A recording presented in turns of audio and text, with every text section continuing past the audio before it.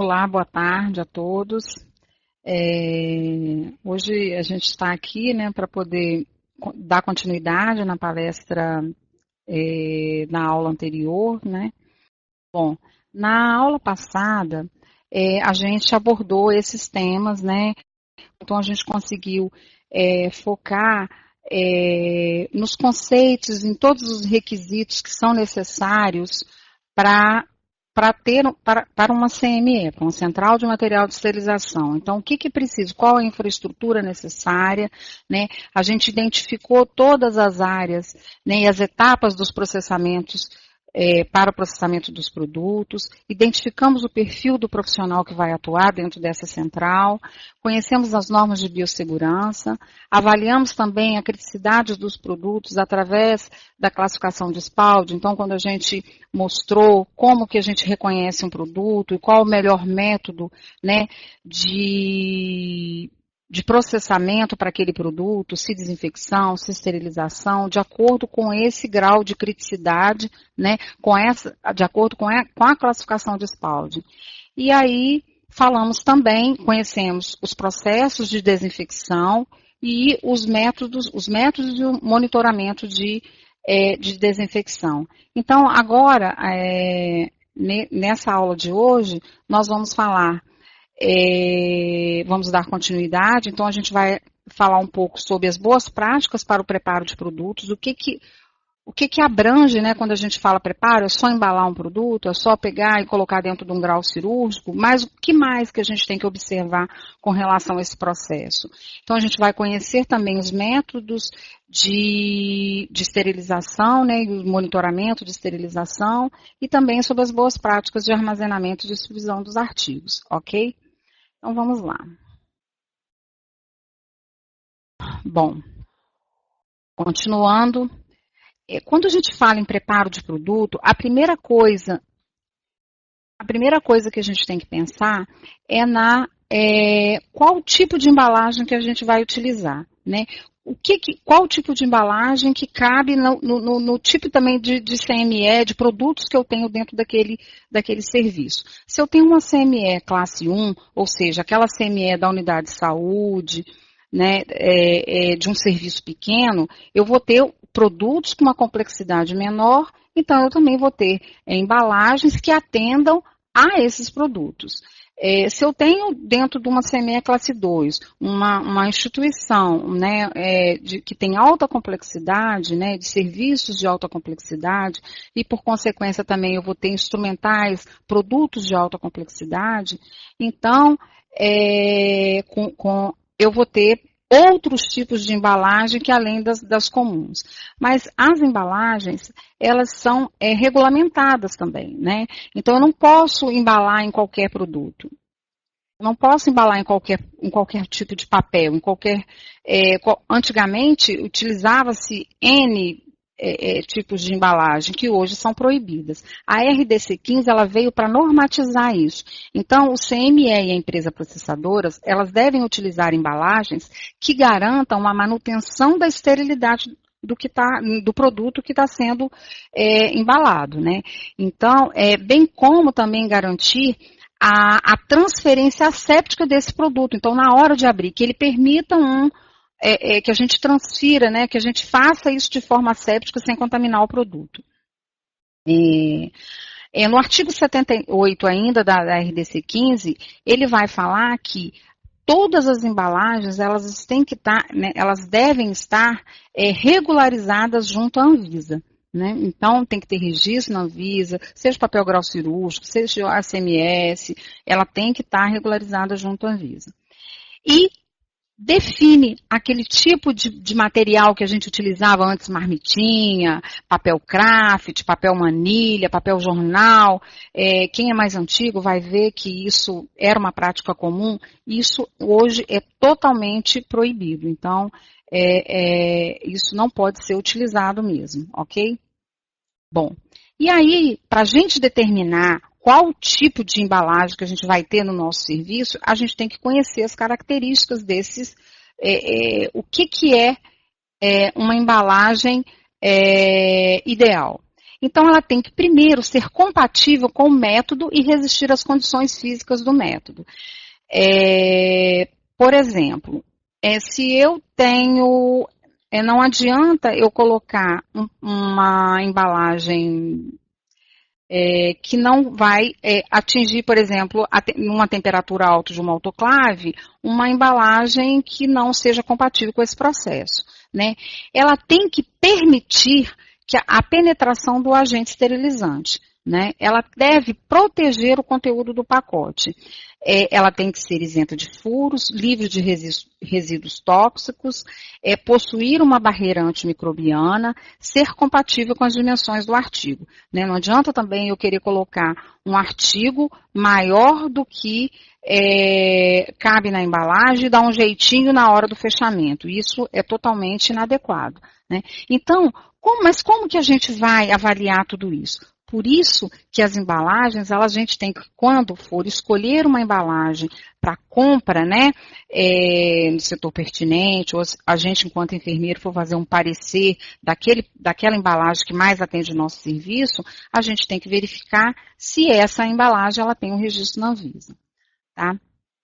E outras questões ainda que são importantes, né, eu falei isso lá em cima, mas vamos lá, manter a esterilidade do produto também é uma característica, proteger, né, no transporte e armazenagem até a sua utilização. Então, se é uma embalagem muito frágil, ela não vai garantir a esterilidade daquele produto pelo tempo determinado pelo serviço, que a gente vai falar um pouquinho mais sobre isso lá na frente. E, de novo, eu já tinha colocado lá na frente, favorecer a transferência asséptica sem risco de contaminação. Então, vamos lá. Tá. A gente tem vários tipos de embalagem. A gente tem as embalagens que são descartáveis e as embalagens que são reutilizáveis. As descartáveis, papel grau cirúrgico, que é o mais conhecido, todo mundo sabe o que é um papel grau cirúrgico.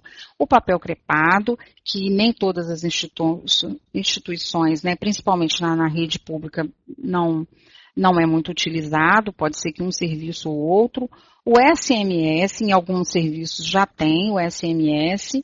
E o Tyvek. O Tyvek é um material, é um tipo de embalagem que ele é específico para autoclaves de baixa temperatura, ou seja, a Sterrac é uma autoclave de baixa temperatura por peróxido de hidrogênio, tá ok?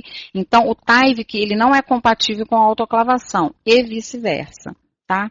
Como o grau cirúrgico não é compatível o grau cirúrgico não é compatível com a esterilizadora de baixa temperatura.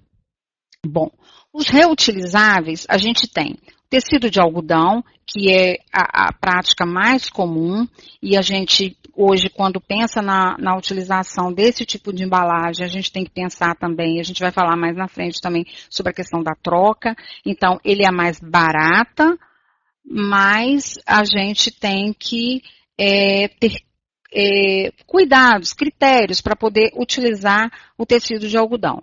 A gente tem o container rígido, o estojo metálico e o vidro refratário, que nas unidades assim, né, de saúde, na rede pública de atenção primária, talvez um estojo metálico, mas é um tipo de embalagem que ele é mais utilizado para materiais pesados, né, mais para hospitais. Bom, então vamos aqui ver agora sobre o grau cirúrgico. Então, assim, o grau cirúrgico, como eu falei inicialmente, ele é o tipo de embalagem que ele é mais utilizado, né? Ele tem um baixo custo, tá?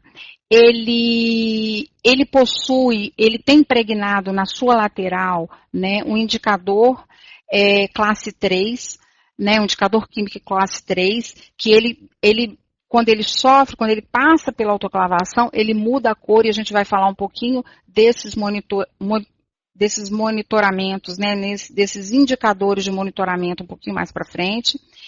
Ele é compatível, né, o grau ele é compatível com diversos métodos de esterilização.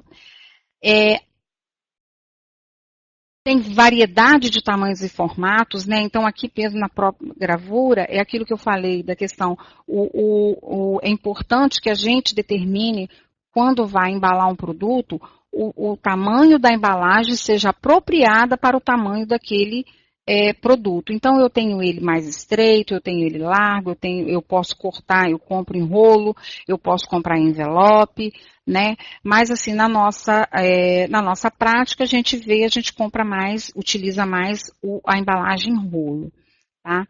Ele permite uma selagem eficaz, ele é biodegradável e ele permite, há uma vantagem assim, porque ele permite você visualizar o conteúdo que está lá dentro, né? O que é a desvantagem? Até corrigindo o que eu falei anteriormente, tá? Ele é incompatível com plasma de peróxido de hidrogênio, né? Lembra quando eu falei? O TIVE, que é específico para o plasma de peróxido de hidrogênio, mas o grau cirúrgico é incompatível, ok? Não compatível com materiais pesados e perfurantes. Então, se eu tenho, aí, no caso dos materiais pesados, eu tenho outros tipos de embalagem, né, os containers, para poder a gente embalar esse tipo de produto. Porque se eu coloco um produto aqui que é perfurante, né, que ele tem uma ponta, o que vai acontecer? Vai rasgar e eu vou perder a esterilidade desse produto, ok? Então vamos lá. Uma coisa importante ainda com relação ao grau cirúrgico é que quando a gente, eu estou pensando assim, enquanto o enfermeiro do CME, quando ele vai definir os produtos, né, junto com o setor de compras ou junto com a equipe que faz a aquisição de produtos para o serviço, é importante que se teste esse produto, que se peça uma amostra, porque às vezes tem papel que ele tem o registro na Anvisa, ele aparenta ser um papel de qualidade, mas você vai ver que às vezes quando você, depois do processo, ele delamina. Então aquela parte que é transparente, essa parte aqui, ela vira duas, né? Ela delamina, então ela faz uma segunda lâmina, então isso não é positivo. Então a gente tem que avaliar também a qualidade desse produto. E lembrando que eu sempre gosto de falar sobre isso. Quando a gente tem um produto, né, a gente adquire um produto que ele não atende às expectativas e às necessidades do trabalho, do serviço, a gente tem que fazer queixa técnica daquele produto, para que a gente não volte a comprar aquele produto que sempre está dando problema. Isso para qualquer coisa, gente. Então vamos lá. O SMS. O SMS quer dizer, tecido ou não tecido, né? Ele é repelente a líquido, ele é moldável de acordo com o tipo de material, ele lembra o TNT, só que não é um TNT, né? O TNT ele não vai ter toda essa questão da barreira microbiológica, né? Que vai da barreira antimicrobiana.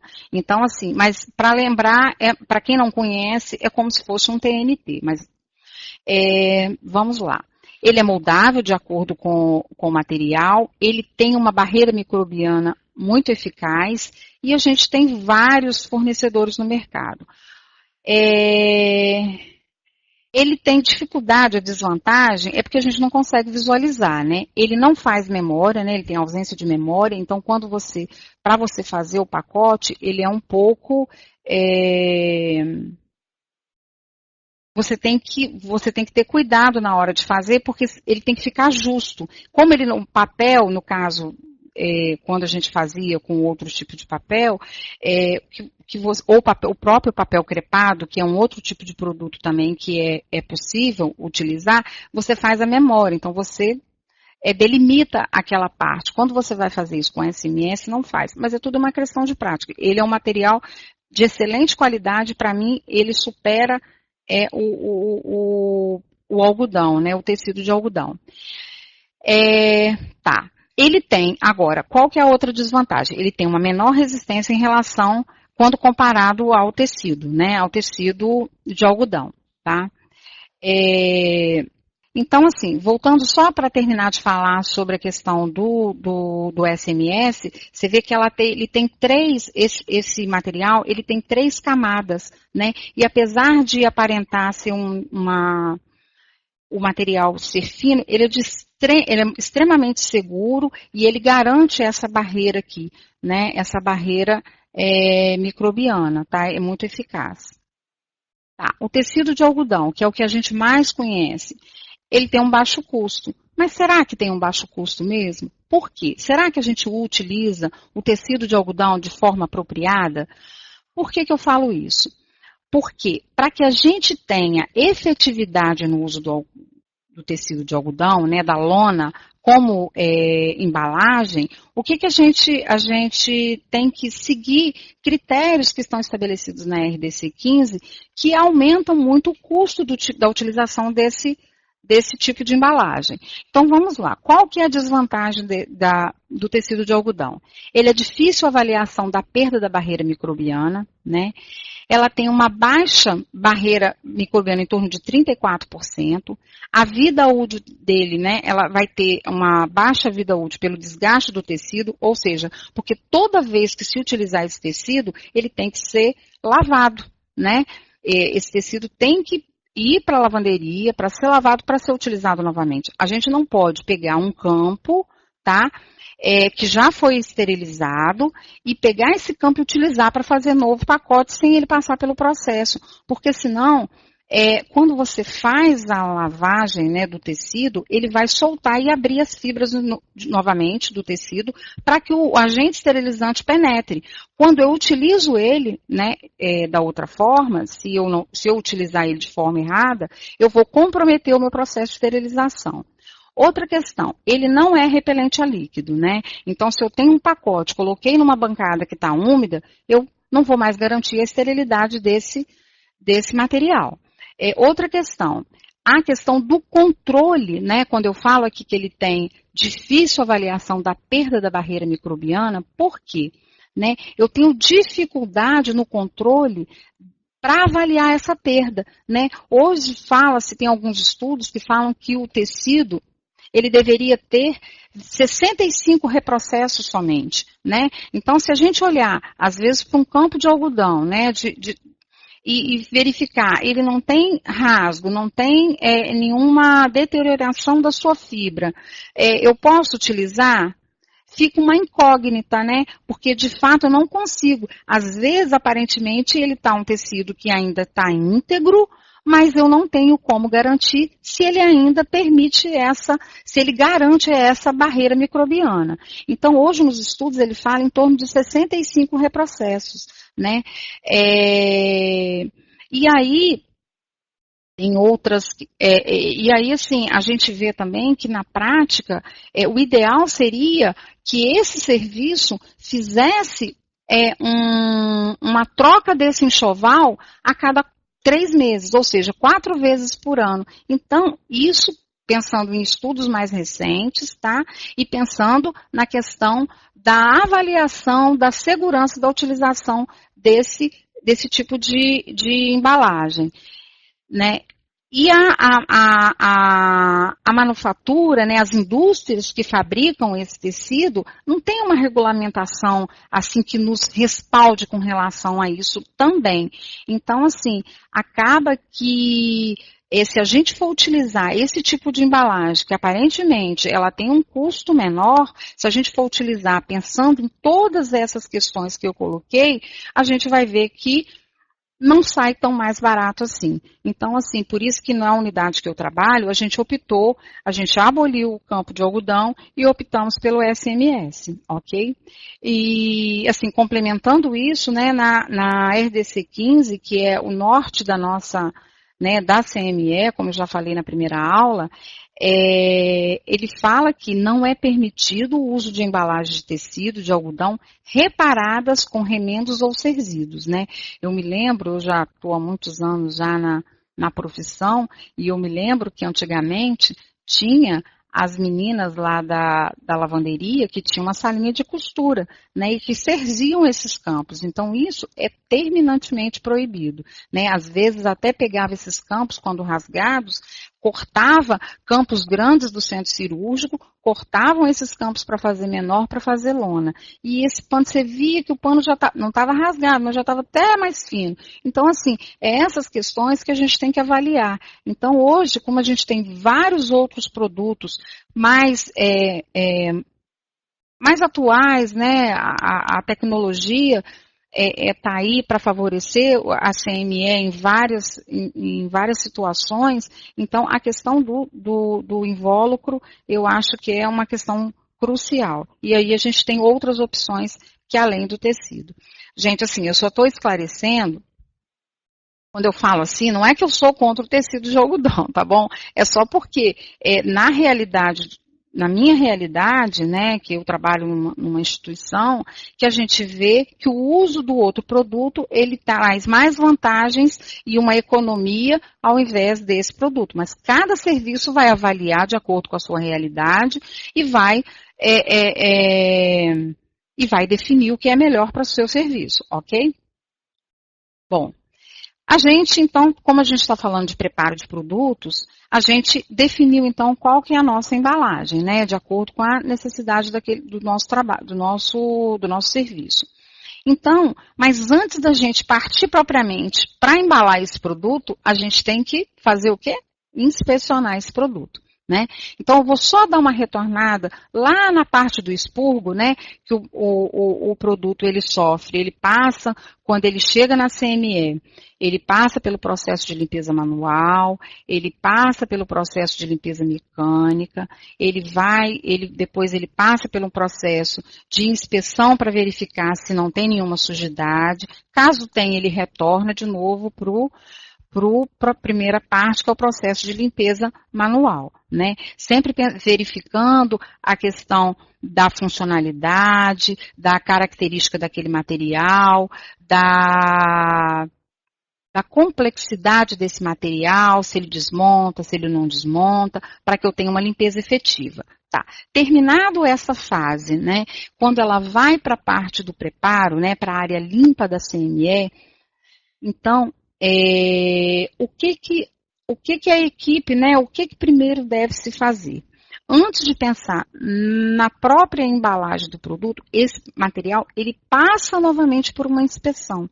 Então, ele passa por uma segunda inspeção visual, né, que tem o objetivo de verificar a presença de sujidade residual e de funcionalidade daquele produto, né, daquele artigo, e para então depois ele ir propriamente para a fase da embalagem, tá? Então vamos ver aqui, ó, o que é recomendado quando a gente está na fase da inspeção visual, que o local onde vai se fazer a inspeção visual, né? É uma bancada, ela deve ser previamente limpa com álcool 70 para receber aquele material que vem da área limpa.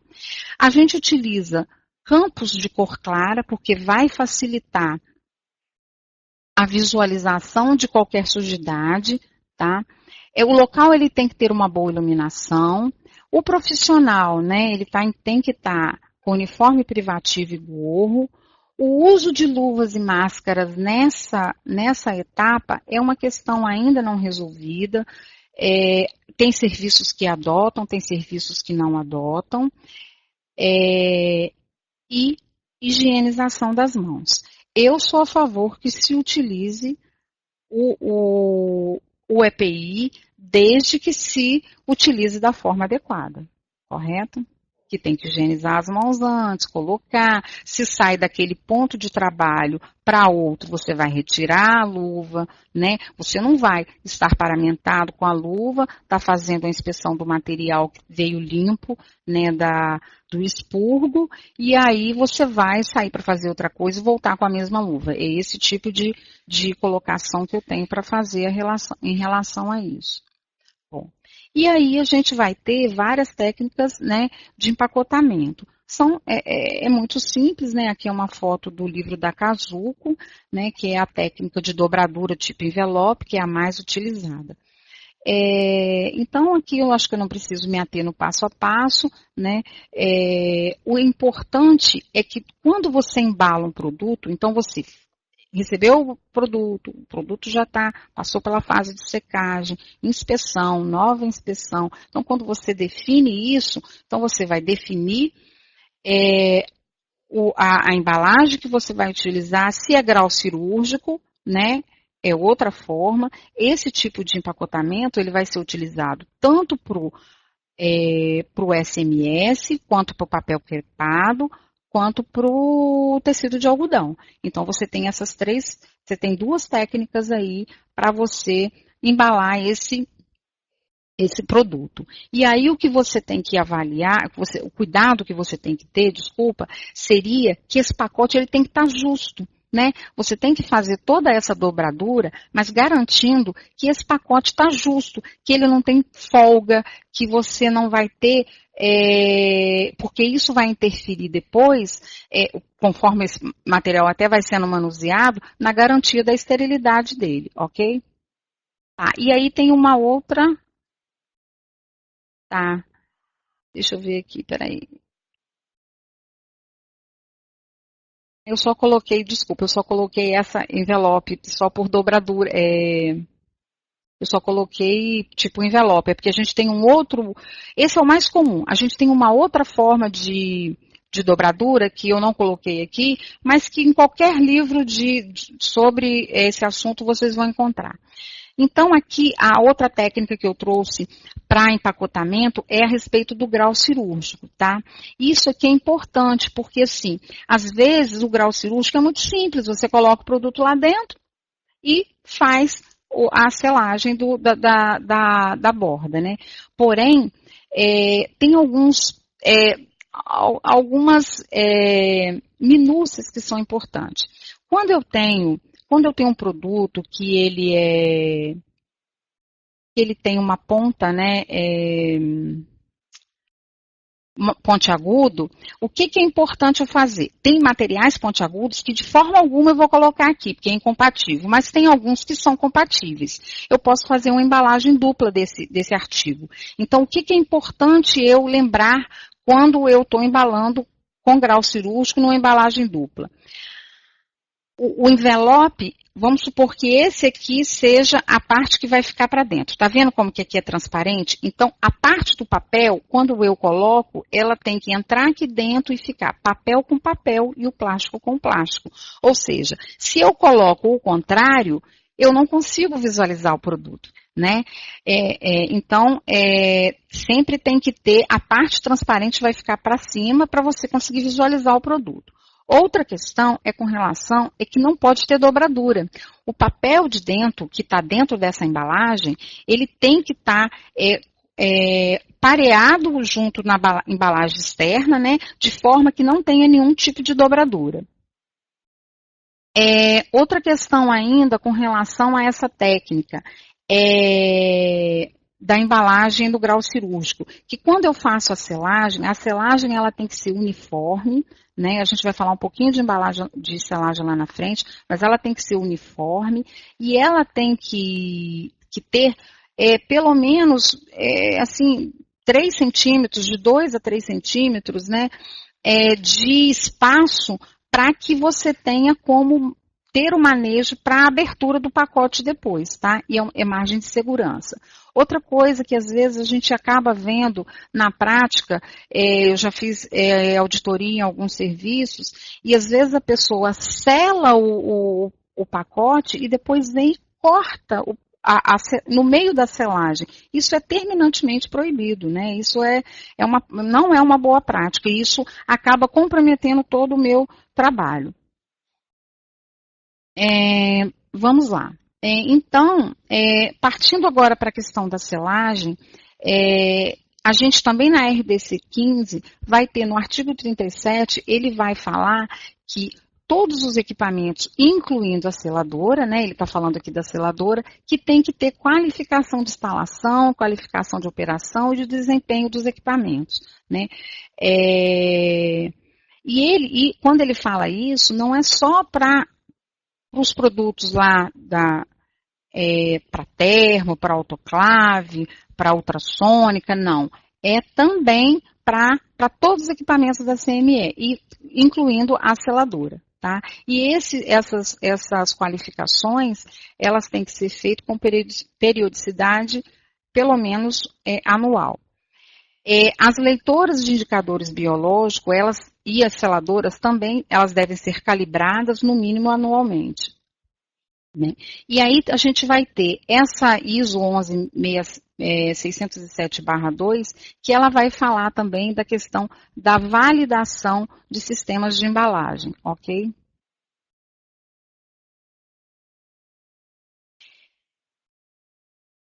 Tá.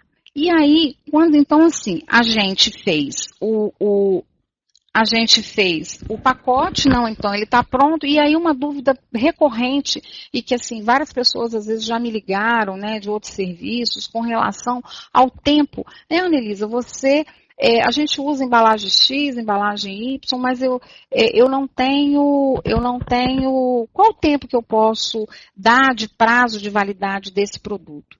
Né? Então, a manutenção da esterilidade desse produto, esse prazo de validade, ele vai estar diretamente relacionado à manutenção, à garantia que o meu serviço dá da manutenção da esterilidade daquele produto. Ou seja, são várias questões que vão estar elencadas para eu determinar esse tempo. Na literatura, você não vai achar, papel grau cirúrgico 90 dias, 60 dias. Não. Existe, assim, acaba tendo um consenso dos serviços o que as pessoas determinam. Mas vai muito além disso. Se eu não tenho um serviço que eu tenho toda uma estrutura para manutenção da esterilidade dos meus produtos, eu não tenho como garantir um prazo de validade extenso, entendeu? Então, pensando na manutenção da esterilidade desse produto, o que a gente vai avaliar? Manipulação, a qualidade do invólucro que eu tenho, umidade, controle de inventário, né, o armazenamento correto, se essa selagem está segura. Né? Então, todas essas questões, se a temperatura da minha selagem está adequada, porque quando eu tenho uma temperatura maior do que o papel que eu estou utilizando, o grau cirúrgico, a temperatura de selagem do grau cirúrgico é diferente do Tyvek, né? A temperatura de selagem de um cover bag, que é aquele um outro tipo de embalagem, que é proteção para os produtos, né? Normalmente é um saco plástico de uma gramatura maior que você pode colocar para proteger aquela embalagem estéril, seja ela qual for, container, qualquer outro, grau cirúrgico ou SMS e tal. Então, quer dizer, mas você vai selar esse tipo de embalagem também. Então, essa temperatura vai variar. Então, se eu não tenho uma temperatura adequada com o tipo de invólucro, eu não posso garantir que eu tenha uma selagem segura. Ela pode queimar, e ela pode acabar soltando, né, e não garantindo, de fato, aquela selagem homogênea. Tá? Então, ainda falando sobre o prazo de validade, né? Então, outra coisa que a gente tem que ver, que a gente tem que se perguntar, houve algum evento que agrediu aquela embalagem? Ela caiu no chão? Ela está amassada, né? Ela foi aberta e fechada novamente? Ela foi carregada debaixo do braço? Parece incrível, mas às vezes isso acontece. Foi amarrada com um elástico ou barbante? Às vezes a gente vê isso no serviço, sabe, gente? Por exemplo, você chega eu já entrei, por exemplo, num serviço de odontologia, estou vendo que vi algumas pessoas aqui. Aí na gaveta lá, né, onde guarda material, aquelas brocas, né, aquelas peças miúdas, são peças que às vezes é difícil de você guardar se você não tiver um recipiente adequado. Aí o que as pessoas fazem? Junta tudo, caça um elástico e guarda lá dentro porque é mais fácil. Faz isso até com seringa. E isso não é adequado, porque quando você faz isso, né, você pega essa embalagem e amarra ela como elástico, você está danificando a embalagem. Quantas vezes a gente pega, às vezes, uma embalagem de grau cirúrgico, está dentro do prazo de validade, mas você olha para ela, ela está toda amassada. Se ela está toda amassada, ela chega a estar cheia de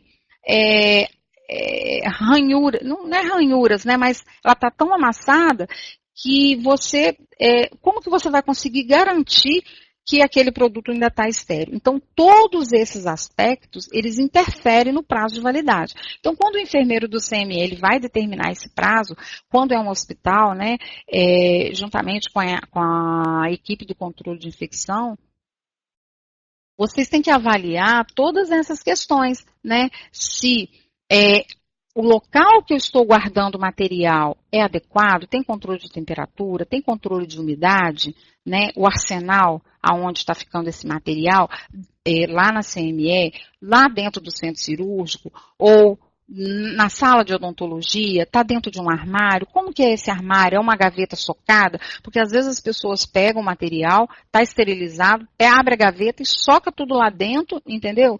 E acha que está guardado, acha que está tudo certo, e não é assim. Então, nessas condições, eu não tenho como dar um prazo de validade extenso. Então, quando se estabelece esse prazo, tem que se avaliar todas essas questões que foram pontuadas, tá? Então, gente, resumindo isso que eu falei, a data de validade ela deve ser assegurada. O tempo aumenta o risco de manipulação e práticas de armazenamento inapropriadas, né? Isso é da Joint Commission. Então, aqui é um arsenal, isso aqui é dentro de um CME grande, provavelmente de classe 2, né? Não é um CME, aqui é a área de armazenamento. O ideal é que seja em prateleiras vazadas, tá vendo? Os produtos identificados, que tenha controle de validade, né? Que faça um inventário, normalmente ele é diário, e que tenha estratégias para você verificar quando que vence aquele produto, né? Por exemplo, o produto com data mais próxima de vencer, ele tem que estar na frente. A logística de distribuição desse produto, ela tem que seguir aquela premissa lá de almoxarifado, o primeiro que entra, o primeiro que sai. Aqui é o primeiro que vence, é o primeiro que sai, né? Então, tem todas essas questões que tem que ser pontuadas e que tem que estar dentro da rotina do serviço, tá? Bom, então, outra coisa que eu vejo também, principalmente, como eu falei, né, eu trabalho num serviço público, não trabalho em CME, mas eu faço inspeção. Então, e o que a gente vê é que, às vezes, pelo material estar embalado no grau cirúrgico, ele não tem as informações que deveriam ter. Então, é extremamente importante que todo o material seja identificado.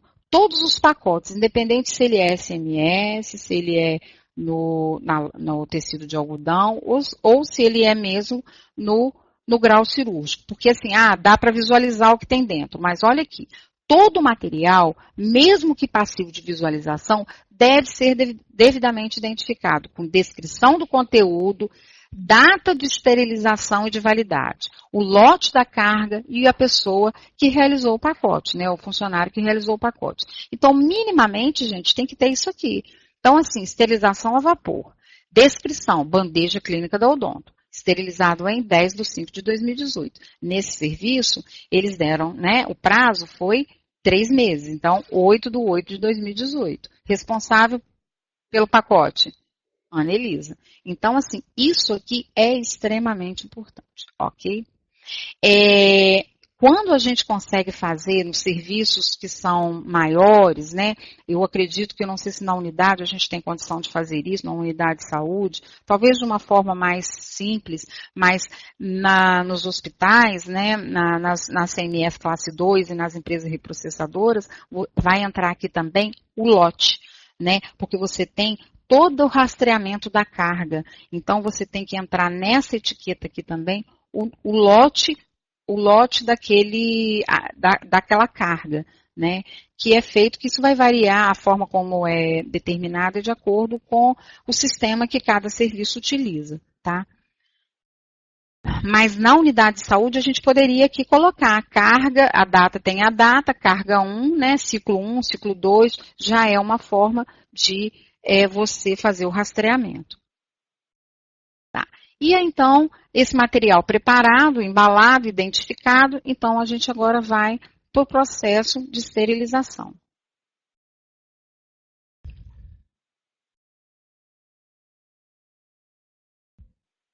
Vamos lá. Então, aqui como referência da SOBEC, né, esterilização é um processo que visa a destruição de todas as formas de vida com capacidade de desenvolvimento durante os estágios de conservação e de utilização do produto. Né? Aqui em outro, ele fala que esterilização é o processo pelo qual os micro-organismos são mortos a tal ponto que não possam mais ser detectáveis, né, no meio de cultura em que previamente os agentes haviam sido proliferados. E aí a gente tem vários métodos de esterilização. A gente vai se ater ao método físico, né, de calor, que é o vapor saturado sob pressão, tá? Mas a gente tem físico-químico e de baixa temperatura, né? Então a gente tem, aquilo que eu falei, da autoclave, né, de baixa temperatura, o plasma de peróxido de hidrogênio, a gente tem a autoclave de vapor de formaldeído e tem o óxido de etileno, que não é a realidade do serviço de atenção primária. Pelos métodos físicos de esterilização, a gente vai ter calor, né, que o que a gente vai se ater é o calor, vapor saturado sob pressão, que é as autoclaves, e tem radiação ionizante, que as indústrias que utilizam, tá? Calor seco, gente. Acabou essa era, né? Calor seco, que eram as velhas estufas, saiu de circulação, não pode mais, é proibido a utilização de calor seco, ok? Então, vamos lá. Volto aqui, calor seco, o que é? Estufa. Esse não pode mais, tá? Então, o que a gente utiliza é calor úmido ou vapor saturado sob pressão, que é as autoclaves. O mecanismo de ação desse método baseia-se na transformação da partícula de água em vapor, sobre a mesma temperatura, que é o calor latente. Eu vou explicar isso um pouquinho mais na frente. A atividade esterilizante da autoclave, ela tem como princípio a morte celular pela termocoagulação das proteínas estruturais da célula microbiana. Tá? Então, isso aqui são conceitos que são importantes, mas que é bom quando a gente entende como que esse processo ocorre, e eu vou explicar um pouquinho na frente. Tá? A gente tem, então, dois tipos de autoclaves, né? A gente tem a autoclave gravitacional e a gente tem a autoclave de pré-vácuo, tá? Então, vamos lá. Na autoclave gravitacional, como que é o processo de esterilização? Essa autoclave, na verdade, ela está limitada ao uso dela. Na RDC 15, ele fala que só pode usar autoclave gravitacional, se eu não me engano, até menos de 100 litros. Autoclaves com capacidade maior do que essa capacidade de 100 litros, elas estão proibidas, tá? Mas então, vamos lá. Autoclave gravitacional, o que acontece? A entrada do vapor, como a gente viu lá, é o vapor que vai fazer o processo, que vai ser o agente esterilizante. Então, o vapor, ele penetra, né? Ele penetra na autoclave, né? Ele tem um duto de entrada. Então, quando você aquece o equipamento, né? O vapor vai entrando, a temperatura vai aumentando, então esse vapor, ele penetra dentro da câmara da autoclave e por gravidade, ele é mais pesado, né? Então ele vai fazendo o quê? Ele vai empurrando o ar residual que está dentro daquela câmara, sai pelo dreno, tá? Então, aí quando esse ar termina de sair, eu só tenho aqui dentro o vapor, ok? Então, a autoclave, o processo de esterilização, ele vai acabar sendo o mesmo, né? Esse vapor é que vai ser o agente esterilizante. O que difere de uma autoclave para outra é o método de a entrada desse vapor e a segurança que esse equipamento ele vai dar para o processo de esterilização. Então, aqui, repetindo, o vapor ele penetra pela parte superior do equipamento, né? Ele penetra e ele vai empurrando o ar para baixo, até que dentro dessa autoclave pressupõe-se que ela só tem vapor, tá? Vamos passar então para 2. Na pré-vácuo, esse equipamento, ele tem a bomba que a gente fala, bomba de pré-vácuo, né? Que é a bomba de vácuo, perdão, a bomba de vácuo. Então, o que vai acontecer com esse equipamento? Quando você liga o equipamento, ele antes de começar, né, ele dá aquela aquecida, mas ele vai fazendo, você escuta um barulho, né? Para quem já entrou dentro de uma CME, ele vai escutando um barulho, uns toques assim, como se tivesse abrindo e fechando uma, né? E aí o que acontece? Quando ele faz é como se fosse uma sucção. Como se fosse, não, é uma sucção, né? A bomba ela vai fazer isso. Ela vai retirar todo o ar todo o ar da câmara, de dentro dessa câmara da autoclave. Né? E aí, somente depois que esse ar todo for retirado, né, dependendo do tamanho do equipamento, ele vai dar 3, 4, 5 pulsos de vácuo, né? E aí ele retira esse ar. Então, esse canal aqui ele vai estar aberto para sair, aí esse canal fecha, para então ter a penetração do vapor dentro da câmara, entendeu? Então, uma coisa que é importante, né, até mesmo pelos testes de monitoramento, é que assim, se eu tenho bolsão de ar dentro desse equipamento, eu posso ter falha no meu processo de esterilização, ok? Tá. Então, aqui, para que haja a esterilização, né? Essas aqui são as fases, nesse slide eu quero mostrar as fases do ciclo de esterilização. Eu tenho 3 variáveis: temperatura, pressão e tempo, né? Então tá aqui. Nesse primeiro aqui, ó, quando eu tenho essa fase aqui, é a fase do pré-vácuo. Eu estou falando isso de uma autoclave pré-vácuo, né? Então, nesse período aqui, né, de tempo, eu tenho a retirada do ar. Quando acaba a retirada do ar, né, que termina essa fase, ela começa a fazer o quê? O aquecimento do equipamento. Então, enquanto sobe, ó, é exponencial mesmo, tá vendo? Sobe, né, a temperatura e vai subindo a pressão. Quando chega na temperatura ideal para que aquele equipamento foi programado, né, eu tenho a pressão e a temperatura ideal para que haja o processo de esterilização. Então, aqui é o que eu falo que é o calor latente, que ele vai manter essa temperatura nessa pressão que é ideal, né, nesse período de tempo determinado para aquele tipo de produto que vai ser esterilizado. Então, essas 3 variáveis, elas estão diretamente correlacionadas. E aí, esse tempo varia, porque eu posso ter ciclos de 121 graus até 134 graus, 135 graus, de acordo com o tipo de autoclave que eu tenho, de acordo com o tipo de material, qual o ciclo que eu qualifiquei naquele equipamento meu, entendeu? Então, é nesse momento aqui, nesse platô de esterilização, que ocorre o processo de esterilização, ou seja, a morte microbiana, ok? Então, como eu falei lá da questão da bomba de vácuo, né, lá da retirada do ar, se por um acaso eu tenho um defeito, eu tenho eu tenho bolsão de ar aqui dentro, eu posso ter, dentro desse processo aqui, eu posso ter o quê? Falha no meu processo de esterilização. E aí, depois que termina esse processo, vai diminuindo, né, a temperatura e a pressão e entra no processo de secagem. Então, gente, basicamente é isso aí, tá? Então, voltando aqui os parâmetros do processo, eu tenho que ter vapor, né, que é esse vapor, né, que vai destruir, né? Então o calor pode destruir as bactérias, porém os esporos necessitam de calor e umidade por cerca de período de tempo, né? Por um período de tempo.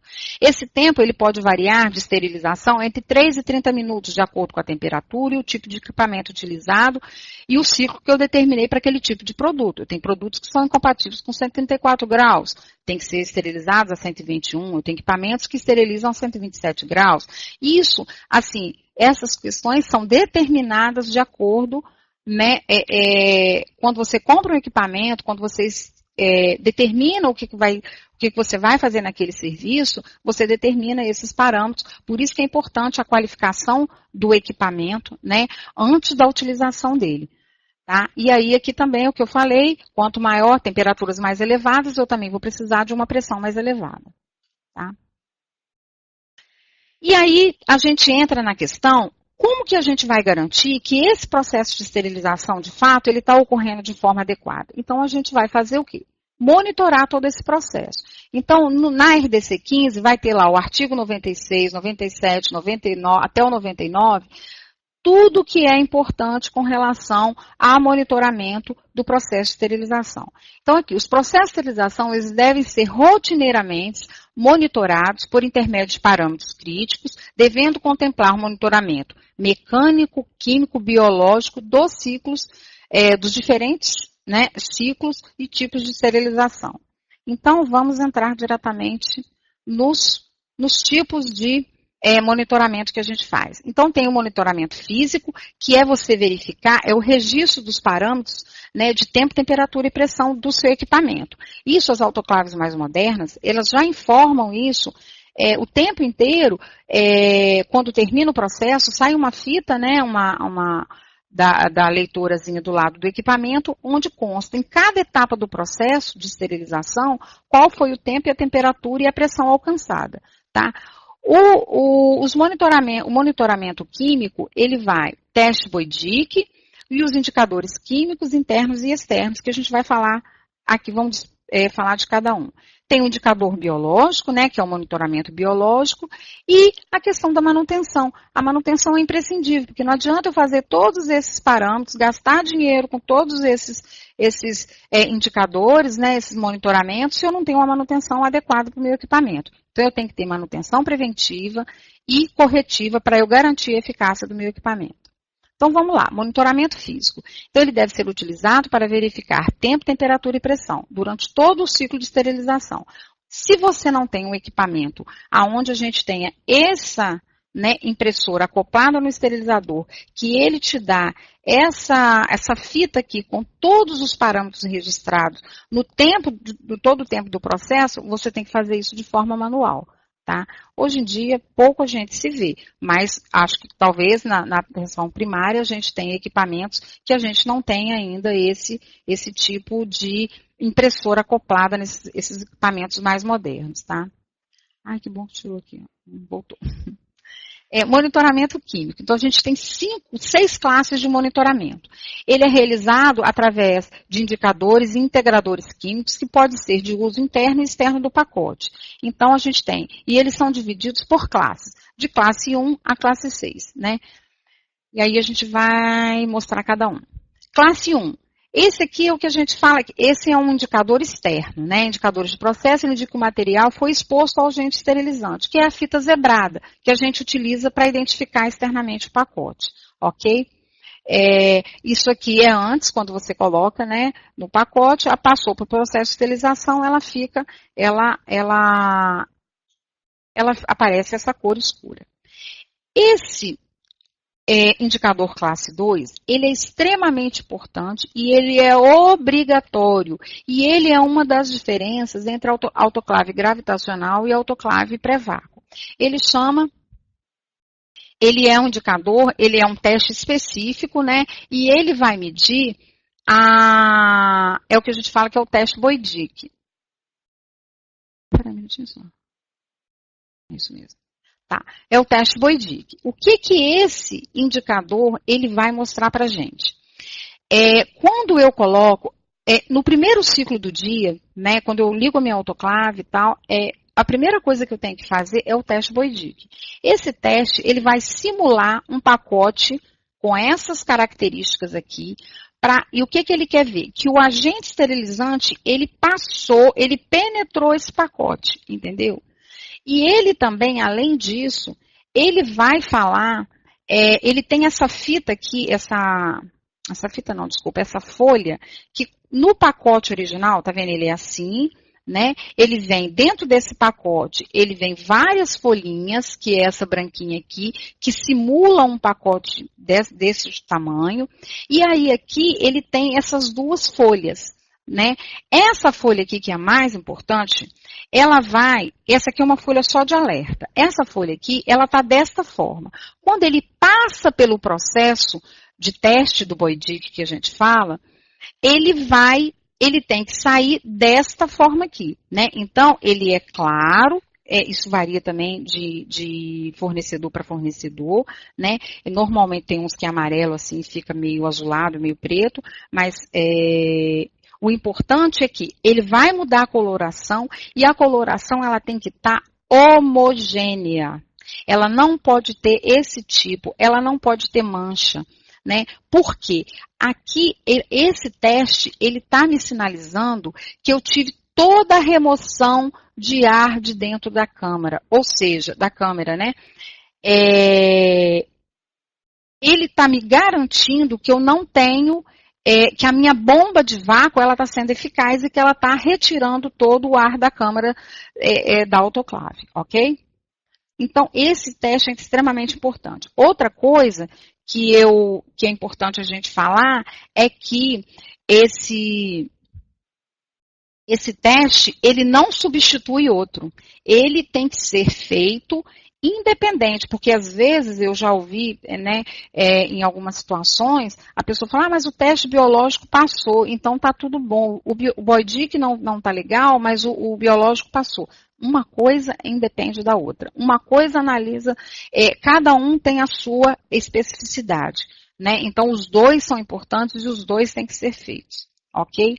E aqui eu ensino, né, assim a gente mostra como que ele deve ser feito. Ele deve ser colocado no ponto mais frio da câmara, que é onde? É no dreno de saída do ar, né? Lembra que eu falei que o ar é todo retirado, então ele sai por onde? Por esse dreno. Né? E esse dreno ele pode também estar colocado dentro dessa câmara em diferentes locais de acordo com o tipo de equipamento. Mas às vezes ele está aqui na frente. Então esse teste ele é feito aqui. E ele é feito num tempo específico. Ele não é feito, o tempo de esterilização que ele vai passar, ele é bem pequeno, entendeu? É entre 3,5 a 4 minutos, que é a realização desse teste. Tá. Aí agora a gente vai ter os outros tipos, né, de indicadores. Então, a gente tem o classe 3, que é um indicador de parâmetro único, tá? Então, aqui, esse a gente usa, hoje a gente praticamente não usa mais. A gente vai ter o classe 4, que esse aqui ele é multiparamétrico e o que está indicado na RDC, a gente ainda pode usar ele, mas o que está mais indicado agora na RDC, se eu não me engano, é o 5 e o 6. Né? Ele é um indicador multiparamétrico, ele reage com 2 ou mais parâmetros críticos, no caso, tempo e temperatura. E ele também é um parâmetro que tem alteração de cor, tá? Entendeu? Aqui no vapor, tá vendo? Ó, ele entra e ele muda de cor. O classe 5, o classe 5, ele é um indicador integrador, né? Ele reage com todos os parâmetros críticos, ou seja, tempo, temperatura e qualidade do vapor, tá? E ele é interessante porque ele não é de cor, ele tem um produtozinho aqui que conforme ele atinge a temperatura, esse produto ele ultrapassa aquela marca para garantir o processo. Então, assim, ele é quando a gente tem na carga, né, materiais de implante, ele é obrigatório colocar o integrador classe 5, tá? E também a gente tem os integradores, né, os indicadores da classe 6, que são os emuladores. Esses são os que a gente chama de teste-desafio. São indicadores que a gente vai estabelecer um desafio, ele é utilizado normalmente dentro de de um tipo de recipiente, tipo esse daqui. Esse aqui é um modelo, tem outros modelos. Então, você está dando um desafio, né? Ele está bem escondidinho aqui dentro de uma espiral e tudo, para poder a gente garantir que o agente esterilizante, que é o vapor, conseguiu penetrar. Então, ele é um indicador extremamente importante, porque ele está dando um desafio para o seu equipamento, tá? Então, assim, só resumindo, a gente tem os mais utilizados, né, dos indicadores que a gente tem que colocar nos produtos. É o classe 4, classe 5 e classe 6, que a gente tem que ou colocar no equipamento ou monitorar, colocar dentro do pacote que vai ser esterilizado. Bom, em seguida a gente tem o indicador biológico, que deve ser realizado. A gente tem várias gerações de monitoramento biológico. A gente tem os indicadores biológicos de primeira geração, segunda e terceira geração, que o que vai diferenciar um para o outro é o tempo de incubação e o tempo de leitura desses indicadores, tá? Aqui, né, a gente tem, então, normalmente, como que a gente faz? A gente sempre, quando coloca, a gente vai ter o que é o negativo, né, aquele que é não exposto, você coloca isso no autoclave, né, ele vem, às vezes, nos pacotes mais novos, ele vem, o indicador, ele vem até um integrador classe 5, então você coloca ele no autoclave na primeira carga do dia. E aí você tem a amostra do teste que ele fica lá fora da autoclave. Então, toda vez que você terminar o processo, né, que você terminou de fazer o teste, o que entrou na autoclave, você vai colocar na incubadora, ele tem que dar negativo, né? E o que não colocou lá, o que não foi exposto, ele vai dar o contrário, ele vai estar positivo, né? Então, existe aqui, são bacilos que estão aqui dentro, que quando passa pelo processo de esterilização, ele tem que estar negativo, então ele vai mudar de cor, né? Então, e o que foi o teste, para você ter um parâmetro, ele não passou pelo processo, então ele vai estar positivo. Tá? Considerações, então. O integrador químico não deve ser substituído pelo integrador biológico, aquilo que eu já falei. O químico, ele indica a margem do tempo e temperatura de esterilização, enquanto que o biológico, ele consiste na resistência do esporo ao agente esterilizante. Então, assim, o monitoramento, para ser eficaz, de todo o processo de esterilização, ele deve ser físico, químico e biológico concomitante. Aí, assim, agora eu vou só passar para vocês como que deve ser a montagem da carga. Então, eu não posso colocar... a montagem dessa carga, ela tem que ser no máximo 80% da capacidade dessa câmara, né? Eles têm que estar pacotes, eles têm que ter distância entre eles para que haja circulação do vapor dentro, tá? Quando eu tenho embalagens com... grau cirúrgico, eu tenho que colocá-los posicionados de forma que fique papel com papel e filme com filme, tá? Outra questão, eles têm que estar colocados dessa forma, empilhados, eles não podem estar amontoados desse jeito aqui, assim, um em cima do outro, tá? Então, aqui, vocês vão ter, eu vou pular um pouquinho essa parte, né, porque o tempo já está esgotado, acho que eu falo meio demais. Então, assim, aqui tem todas, né, vocês vão ter acesso à aula, então são todas as recomendações para a montagem da carga e a justificativa por que deve ser dessa forma, ok? E aí, assim, acho que quase já finalizando, né, a gente fez todo esse processo, limpeza, monitoramento de limpeza, processo de inspeção, escolhemos a embalagem correta, monitoramos o nosso equipamento, né, toda a carga, todo o processo de esterilização, mas não adianta a gente fazer tudo isso se a gente não consegue, né, guardar, armazenar esses produtos de forma adequada. Então, também na RDC 15, a gente vai ter aqui alguns artigos que vão falar sobre isso, né, sobre a questão da gente ter local exclusivo, de ter acesso restrito, que as prateleiras elas devem ser constituídas, né, de material não poroso, resistente à limpeza, úmida e a produtos saneantes. Então, assim, aquilo que eu falei anteriormente, né, com relação a colocar em qualquer lugar, apertar a embalagem. Então, isso tudo vai interferir e vai fazer com que o nosso produto mantenha esterilidade, que a gente consiga determinar um prazo de esterilidade maior. Então, está aqui, ó, a manutenção do prazo da esterilidade, da validade da esterilização, relacionada a eventos, depende dos seguintes fatores: qualidade da embalagem utilizada, condições da área de armazenamento, condições de transporte dos pacotes e prática do manuseio de produtos esterilizados, tá? Então, é isso aqui, né? Tem que ser uma área seca, longe de umidade, armários com portas, não dobrar, amassar ou colocar elástico, não superlotar gavetas e armários, garantir a integridade da embalagem. E assim, gente, para finalizar mesmo agora, esse é o penúltimo slide, assim, a gente vê que a CME é de muita complexidade, né? A gente falou lá no início da primeira aula sobre o perfil do profissional que está lá dentro, da importância da pessoa que está lá, estudar, é uma área que tem sempre tem muitas tecnologias, sempre está chegando coisas novas, não é mais aquela área que você colocava uma pessoa lá dentro que não tinha facilidade em outros lugares, era aquela pessoa que você não queria no setor de assistência, né, por N motivos, então acabava essas pessoas indo para o CME. O CME, a cara do CME mudou.